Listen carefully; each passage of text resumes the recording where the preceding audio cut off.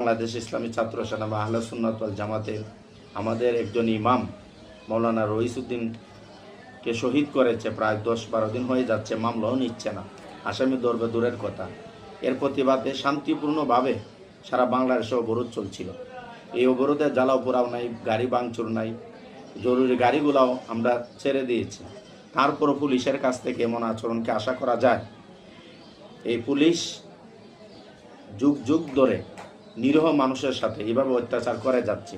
সম্মানিত দর্শক, দেখেন পুলিশের সাথে আবার বর্তমানে যারা ক্ষমতার অপব্যবহার করছে, ক্ষমতার সরকার না গঠন করেই এইসব কিছু মানুষও এই পুলিশের সাথে কিন্তু সহযোগিতা করেছে আহলে সুন্নাত ওয়াল জামাতের সেনানী ভাইদের উপর আক্রমণ করার জন্য।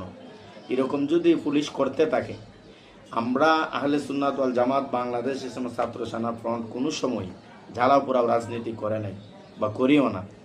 এখন আমাদেরকে আপনারা এভাবে অত্যাচার করে আমাদেরকে কিন্তু আরো মজবুত করে দিচ্ছেন। দেশবাসীর কাছে আমরা বিচার দিচ্ছি। একজন ইমাম সাহেব মানুষ, উনাকে মিথ্যা অপবাদ দিয়ে দেশবাসী সবাই জানেন তাকে কিভাবে মেরে ফেলা হয়েছে।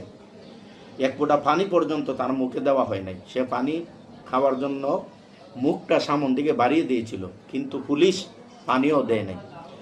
আমরা চাচ্ছি সুষ্ঠু তদন্ত মাধ্যমে বিচার হোক। এই বিচারের দাবি জানিয়ে যাচ্ছে অনেক দিন যাবত।